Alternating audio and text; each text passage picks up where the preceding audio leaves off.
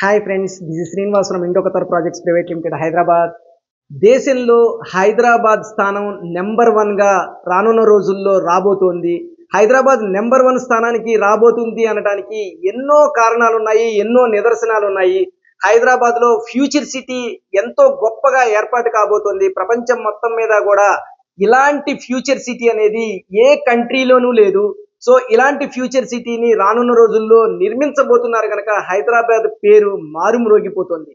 మీకు ఓఆర్ఆర్ గురించి ఒక విషయాన్ని చెప్పదలుచుకున్నాను. 2008వ సంవత్సరంలో ఓఆర్ఆర్ కన్స్ట్రక్షన్ అనేది స్టార్ట్ అయింది. Outer ring road construction complete shape లో పూర్తయింది 2016లో. 2016లో పూర్తయిన తర్వాత అవి రన్నింగ్ లోకి వచ్చింది. 2016లో రన్నింగ్ లోకి వచ్చిన తర్వాత దానికి సంబంధించినటువంటి టోల్ గేట్ ని 2023లో ఐఆర్బి అనే కంపెనీకి గత ప్రభుత్వం కాంట్రాక్ట్ ఇవ్వడం జరిగింది. ఆ కాంట్రాక్ట్ ప్రకారం 7,380 కోట్ల రూపాయలకి 30 సంవత్సరాలకి కాంట్రాక్ట్ ఇవ్వడం జరిగింది. లాస్ట్ ఇయర్ ఏదైతే టోల్ వసూళ్లు జరిగినాయో అవి 734 కోట్ల రూపాయలు వసూళ్లైనాయి. ప్రస్తుతం ఈ 6 నెలలకే 414 కోట్ల రూపాయల టోల్ వసూళ్లు జరిగినాయి. అంటే యావరేజ్న పర్ మంత్ టోల్ వసూలు వచ్చేసరికి 70 కోట్ల రూపాయలు. అంటే మన ఔటర్ రింగ్ రోడ్డు మీద వాహనాల వేగం ఏ విధంగా పెరిగిందో ప్రతి ఒక్కరూ అర్థం చేసుకోవాలి. ప్రస్తుతం 2 లక్షల వాహనాలు ఔటర్ రింగ్ రోడ్డుపై ప్రయాణిస్తున్నాయి. వీటి సంఖ్య రానున్న రోజుల్లో ఇంకా పెరిగే అవకాశం ఉంది. ఈ వాహనాలు ఎందుకు ఈ విధంగా పెరుగుతున్నాయంటే ఔటర్ రింగ్ రోడ్డుకి అటువైపు ఇటువైపు high rise apartments, gated community విల్లాలు, గేటెడ్ కమ్యూనిటీ అపార్ట్మెంట్స్ ఎన్నో వెలుస్తున్నాయి. కమింగ్ డేస్ లో ఈ సరౌండింగ్ ఏరియాలు మొత్తం గనక ఇలా గేటెడ్ కమ్యూనిటీ హై రైజ్ విల్లాలతో గనక హై రైజ్ అపార్ట్మెంట్స్ తో గనక ఏర్పాటైతే కమింగ్ డేస్ లో ఓఆర్ఆర్ మీద నడిచేటటువంటి వెహికల్స్ సంఖ్య ఇంకా పెరిగే అవకాశం ఉంది. అదేవిధంగా ఈ ఐఆర్బి కంపెనీ ఏదైతే ఉందో దీనికి టోల్ వసూళ్లు కూడా విపరీతంగా పెరిగేటటువంటి అవకాశం ఉంది. సో ఫ్రెండ్స్, ఈ ఓఆర్ఆర్ సరౌండింగ్ ఏరియాల్లో ఎవరైతే ల్యాండ్ మీద ఈ రోజున ఇన్వెస్ట్మెంట్ చేయడానికి ముందుకు వస్తారో వాళ్ళు కమింగ్ డేస్ లో బ్రహ్మాండమైనటువంటి రిటర్న్స్ ని గెయిన్ చేసేటటువంటి అవకాశాలు ఎక్కువగా ఉన్నాయి.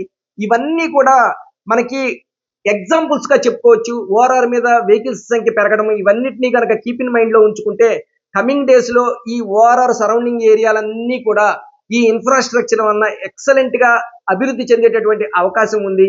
సో ఫ్రెండ్స్, ఇంకొకటి ఏంటంటే తెలంగాణ గవర్నమెంట్ ఇక్కడ పారిశ్రామిక ఉత్పత్తులు ఏవైతే ఉన్నాయో అంటే ఇండస్ట్రీస్ చేసేటటువంటి ఐటమ్స్ ఏవైతే ఉన్నాయో వాటిని ఎక్స్పోర్ట్ చేయడానికి మనకి ఇక్కడ సముద్రం లేదు కనుక ఇక్కడ ఒక డ్రై పోర్ట్ ని ఏర్పాటు చేద్దామని చెప్పి కృతనిశ్చయంతో ఉంది. దీనికి సంబంధించి సెంట్రల్ గవర్నమెంట్ కూడా రైల్వే లైన్ ని మన ఫ్యూచర్ సిటీ నుంచి అమరావతి సమీపంలో ఉన్నటువంటి బందర్ పోర్ట్ కి శాంక్షన్ చేసింది.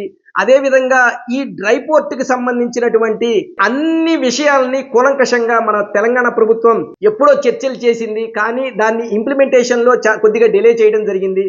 ఈ డ్రై పోర్ట్ ఏర్పాటు కనుక వన్స్ జరిగింది అంటే కనుక మన ఇండస్ట్రీస్ నుంచి వచ్చేటటువంటి ఉత్పత్తులు ఏవైతే ఉన్నాయో అవి దేశ విదేశాలకి ఎక్సలెంట్ గా ఎక్స్పోర్ట్ చేసుకునేటటువంటి అవకాశం ఉంది. అమరావతికి మనకి డ్రై పోర్ట్ రూట్ ఏర్పాటు అవడం, గ్రీన్ ఫీల్డ్ హైవే కూడా ఒకటి ఏర్పాటు అవుతుంది. గ్రీన్ ఫీల్డ్ హైవేతో పాటుగా రైల్వే లైన్ కూడా వస్తుంది కనుక ఎక్సలెంట్ గా మన ఎక్స్పోర్ట్స్ అనేది జరగడానికి ఎక్కువ అవకాశం ఉంది.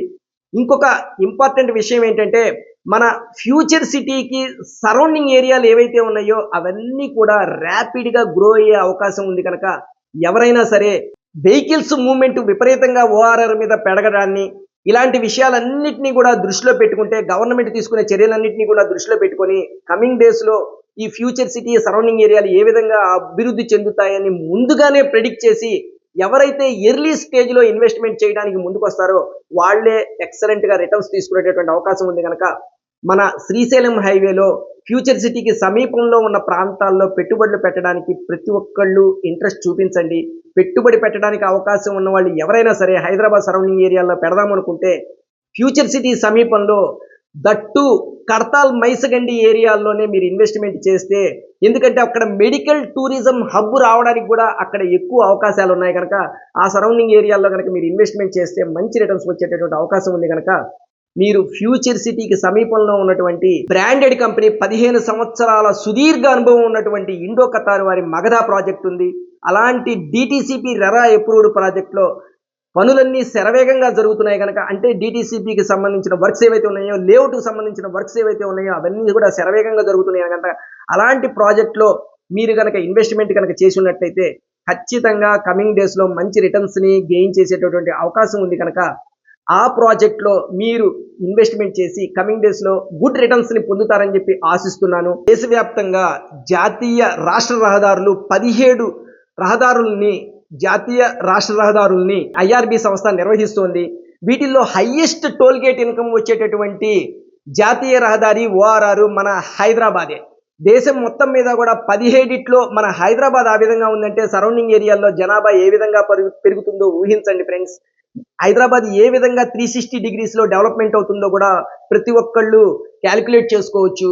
ఇంకొక ఇంపార్టెంట్ విషయం ఏంటంటే, మన మగధ ప్రాజెక్ట్లో ప్రైస్ అనేది కొద్దిగా ఎక్కువ ఉంది అని కొంతమంది అంటున్నారు.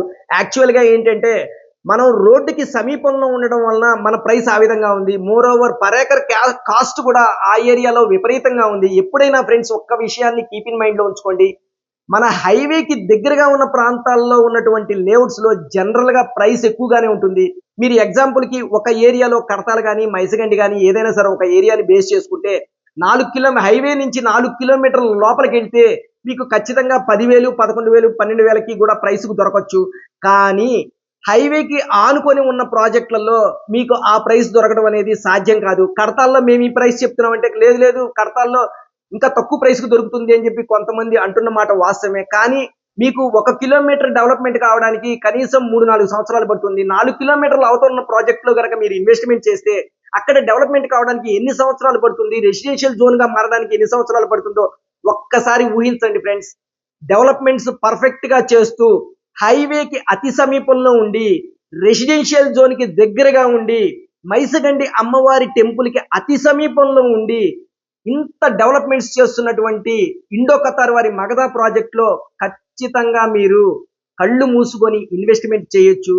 మీరు ఇన్వెస్ట్మెంట్ చేసిన ఇన్వెస్ట్మెంట్ రానున్న రోజుల్లో ఎక్సలెంట్ రిటర్న్స్ ఇస్తుందని చెప్పి బల్లగుద్ది చెప్పొచ్చు. ఫ్రెండ్స్, మరో వీడియోలో మరో సబ్జెక్ట్తో మళ్ళీ కలుసుకుందాం. బాయ్.